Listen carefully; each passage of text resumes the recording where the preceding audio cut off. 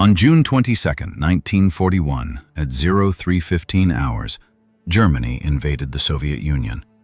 Over 3 million German soldiers, 3,600 tanks, 7,000 artillery pieces, and 2,500 aircraft crossed the Soviet border along a front extending from the Baltic Sea to the Black Sea. The invasion, codenamed Operation Barbarossa, was the largest military operation in history. Soviet forces were caught unprepared.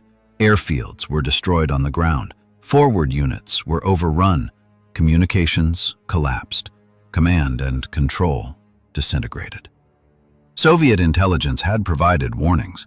Between January and June 1941, Soviet intelligence services transmitted at least 84 separate reports indicating that Germany was preparing to invade. The reports came from multiple sources: foreign intelligence networks, military attachés, border reconnaissance, and intercepted German communications.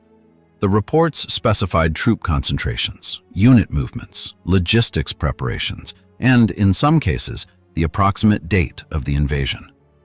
Joseph Stalin, General Secretary of the Communist Party and de facto leader of the Soviet Union, received these reports. He dismissed them. He ordered that defensive preparations along the border not be escalated. He prohibited Soviet forces from responding to German reconnaissance incursions. He insisted that Germany would not attack in 1941. When the invasion began, Soviet forces were in peacetime postures, with ammunition stored separately from weapons, aircraft parked in rows on airfields, and forward units deployed without defensive preparations. The result was catastrophic. In the first week of the invasion, German forces advanced 300 kilometers into Soviet territory. By December 1941, over 3 million Soviet soldiers had been killed, wounded, or captured. The Soviet Union lost most of its pre-war air force, thousands of tanks, and vast quantities of equipment. The failure to prepare for the invasion nearly resulted in the collapse of the Soviet state. This analysis examines why Stalin ignored 84 intelligence warnings, what those warnings contained, and how the failure to act on accurate intelligence produced one of the most devastating military defeats in history. Soviet intelligence services operated extensive networks across Europe. The NKVD, People's Commissariat for Internal Affairs, and GRU, Main Intelligence Directorate, maintained agents in Germany, occupied Europe, and neutral countries. These networks provided continuous reporting on German military activities. Between January and June 1941, Soviet intelligence transmitted at least 84 reports warning of German preparations for an invasion of the Soviet Union. The reports came from multiple independent sources. Richard Sorg, a Soviet intelligence officer operating in Tokyo, transmitted warnings from contacts in the German embassy in Japan. Sorg reported in May 1941 that Germany would attack in late June with approximately 150 divisions. The Lucy spy ring in Switzerland, which had access to German military communications, provided detailed information on German troop concentrations along the Soviet border. Soviet military intelligence officers in Berlin, Budapest, and Bucharest reported German logistics preparations, including stockpiling of fuel and ammunition near Soviet borders. The reports were specific. Intelligence assessments identified German army groups, divisions, and their deployment locations. Reports documented the construction of forward airfields, fuel depots, and supply dumps in occupied Poland. Soviet border guards reported increased German reconnaissance activity, including overflights and ground patrols testing Soviet responses. Intercepted German communications revealed logistical preparations inconsistent with defensive operations. The warnings converged on a timeline. By late May, multiple intelligence sources indicated that a German invasion would occur in mid to late June. Sorg's report specified the week of June 20th to 25th. Other sources provided similar timelines. The convergence of independent reports from geographically separated sources should have provided high confidence in the assessments. Soviet intelligence officers compiled these reports and forwarded them to the highest levels of government. NKVD chief Lavrentiy Beria and GRU leadership presented the intelligence to Stalin and the Politburo. The reports were detailed, consistent, and alarming. The question was whether Stalin would act on them. Stalin's rejection of intelligence warnings was not irrational within his worldview. Stalin operated from assumptions shaped by ideology, historical experience, and strategic calculation. These assumptions led him to interpret intelligence reports as disinformation rather than accurate warnings. Stalin believed that capitalist powers, Britain and Germany, were natural enemies and would exhaust each other in prolonged war. The Nazi-Soviet Pact of August 1939 had aligned Soviet and German interests temporarily, allowing both powers to expand without conflict. Stalin calculated that Germany, engaged in war with Britain, would not open a second front in the east until Britain was defeated. A two-front war contradicted basic strategic logic and would repeat Germany's error from World War I. Stalin also believed that British intelligence was attempting to provoke a German-Soviet war to relieve pressure on Britain. Many intelligence warnings came from sources with potential connections to British intelligence networks. Stalin suspected that Britain was feeding disinformation to Soviet intelligence to manipulate Soviet policy. Reports warning of German invasion were interpreted as British provocation rather than genuine warnings. Economic factors reinforced Stalin's assumptions. Germany depended on Soviet raw materials, oil, grain, metals, delivered under the terms of the Nazi-Soviet Pact. Soviet shipments continued through June 21, 1941, the day before the invasion. Stalin reasoned that Germany would not attack while economically dependent on Soviet supplies. An invasion would cut off resources Germany needed for its war with Britain. Stalin's personal psychology also played a role. Stalin had purged the Soviet military leadership in 1937 to 1938, executing thousands of officers. The purges had been justified as eliminating traitors and spies. Accepting intelligence warnings of German invasion would imply that Stalin's prior assessments, particularly the Nazi-Soviet Pact, had been errors. Stalin's political position depended on infallibility. Admitting error was unacceptable. These factors combined to create a cognitive framework in which intelligence warnings were reinterpreted to fit existing beliefs. Reports of German preparations were acknowledged, but explained as German pressure tactics to extract concessions, or as defensive measures against a perceived Soviet threat, or as British disinformation. The conclusion that Germany would not invade in 1941 remained unchanged, regardless of evidence. German preparations for Operation Barbarossa were extensive and visible. Despite attempts at deception, the scale of the buildup made complete concealment impossible. Soviet intelligence documented the preparations in detail. Stalin chose to interpret the evidence as something other than preparation for invasion. Beginning in February 1941, German forces began concentrating along the Soviet border. Over 3 million soldiers were transferred from Western Europe and Germany to occupied Poland and Romania. The movement involved thousands of trains over several months. Soviet intelligence tracked the movements and identified specific divisions arriving in forward positions. By June, approximately 80% of the German army was positioned along the Soviet frontier. Logistics infrastructure was constructed in forward areas. German engineers built fuel depots, ammunition dumps, field hospitals, and communication networks within 50 to 100 kilometers of the Soviet border. Airfields in occupied Poland were expanded to accommodate additional squadrons. Supply dumps were stocked with provisions for a multi-month campaign. The construction was observed by Soviet border guards and reported to Moscow. German reconnaissance activity increased dramatically in the months before the invasion. Luftwaffe aircraft violated Soviet airspace hundreds of times, photographing Soviet positions, infrastructure, and troop concentrations. German ground patrols tested Soviet border defenses, probing for weak points and reaction times. Soviet forces were ordered not to respond aggressively to avoid provoking Germany.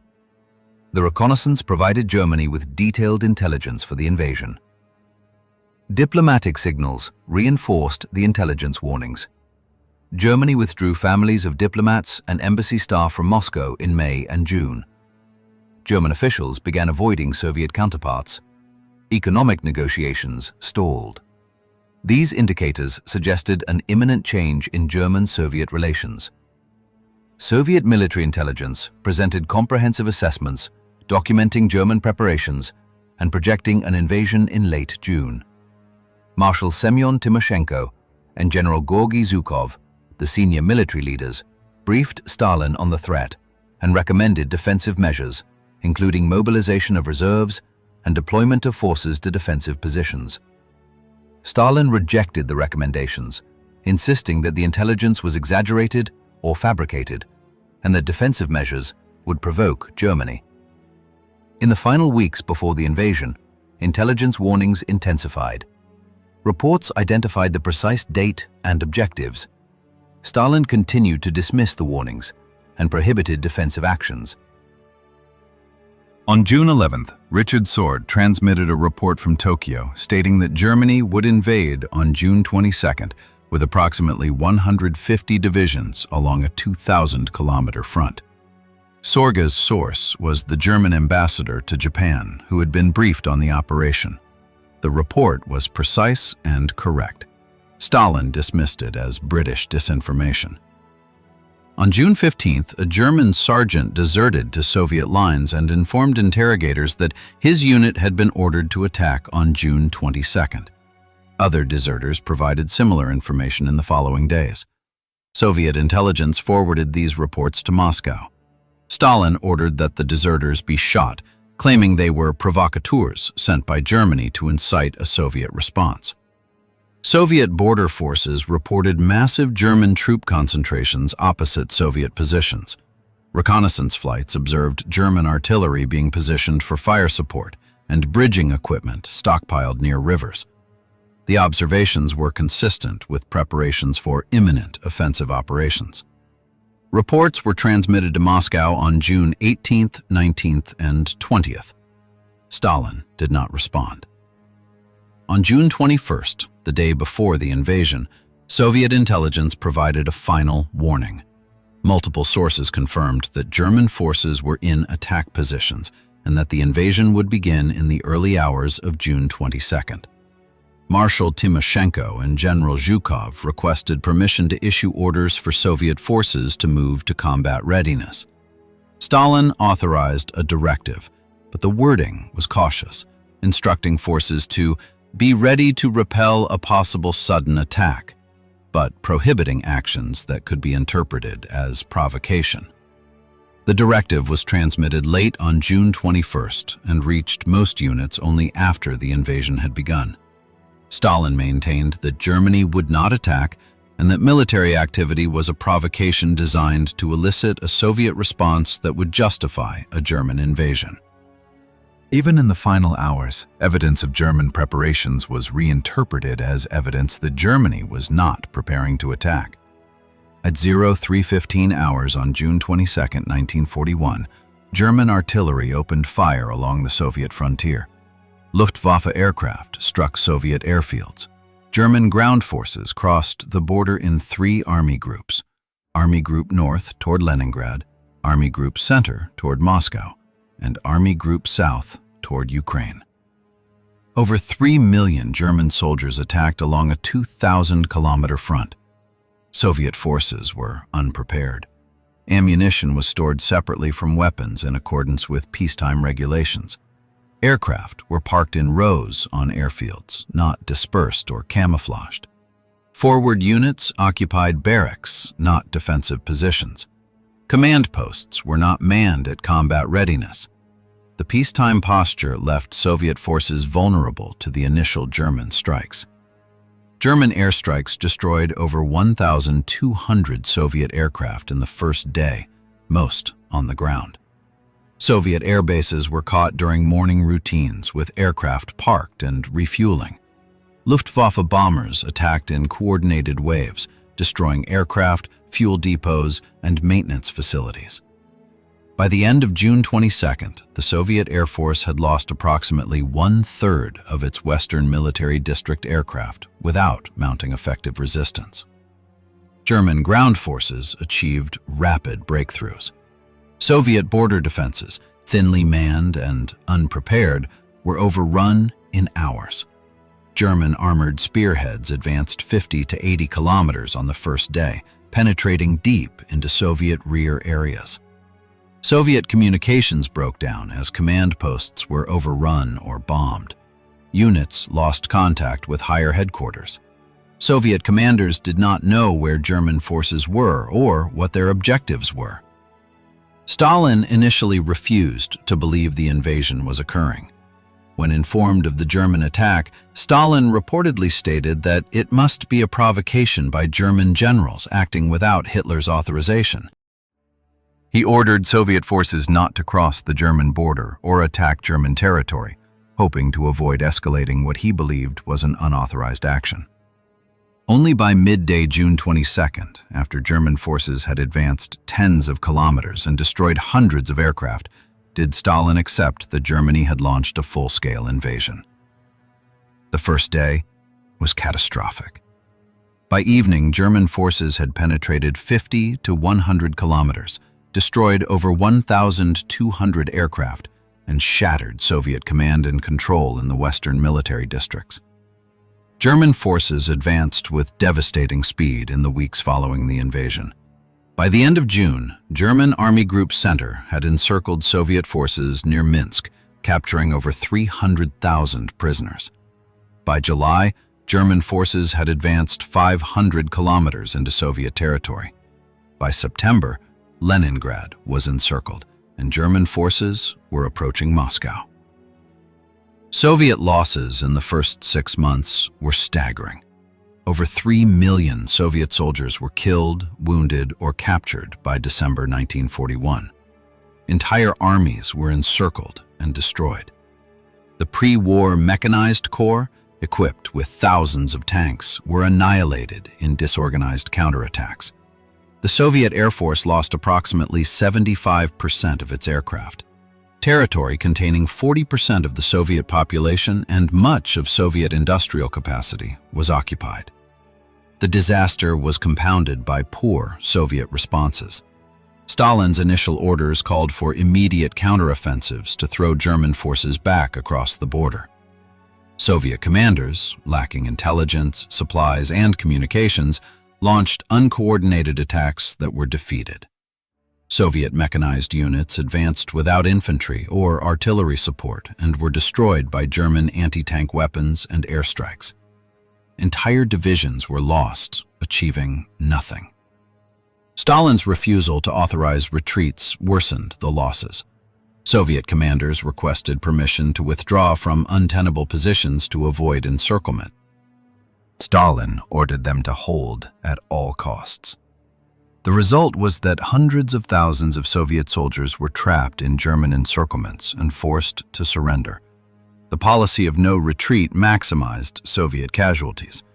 By December 1941, the Soviet Union had suffered losses that would have destroyed most nations. However, Soviet reserves, industrial capacity relocated east of the Urals, and the onset of winter allowed Soviet forces to stabilize the front. The German advance was halted before Moscow in early December. Soviet counteroffensives drove German forces back from the capital. The initial disaster was directly attributable to the failure to prepare. Had Soviet forces been mobilized and deployed to defensive positions based on intelligence warnings, the German invasion would still have been formidable, but Soviet losses would have been significantly reduced.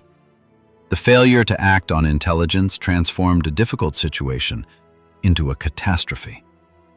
Stalin's rejection of intelligence warnings was not solely a personal decision. Institutional factors within the Soviet system reinforced his disbelief and prevented accurate intelligence from influencing policy. The Soviet intelligence apparatus was fragmented and competitive. The NKVD and GRU operated independently and often withheld information from each other. Intelligence was presented to Stalin through separate channels, preventing comprehensive analysis. Stalin received contradictory assessments and could selectively credit reports that aligned with his assumptions while dismissing others.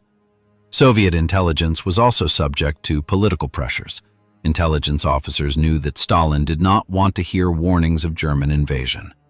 Presenting such warnings risked being accused of spreading panic or engaging in defeatism, charges that could result in arrest or execution. Some intelligence officers tempered their reports or avoided presenting conclusions that contradicted Stalin's views. Others presented evidence but framed it in ways that allowed Stalin to interpret it as he wished. The purges of 1937 to 1938 had devastated Soviet military and intelligence leadership. Thousands of experienced officers, including many with expertise in Germany and military intelligence, had been executed or imprisoned. The survivors were cautious, risk-averse, and reluctant to challenge Stalin's judgments. Junior officers who rose to replace purged leaders lacked experience and confidence. The institutional culture discouraged dissent or independent analysis. Stalin's personal control over decision-making compounded the problem. Soviet governance was highly centralized. Major decisions required Stalin's approval. Subordinates implemented Stalin's directives but could not overrule him. When Stalin concluded that intelligence warnings were disinformation, there was no institutional mechanism to challenge that conclusion. Military and intelligence leaders could present evidence, but they could not force Stalin to act. The result was that accurate intelligence was available, but not actionable. The system provided information to Stalin, but did not provide checks on his interpretation of that information. Stalin's assumptions shaped intelligence assessments rather than intelligence shaping Stalin's assumptions. The institutional structure reinforced Stalin's errors rather than correcting them.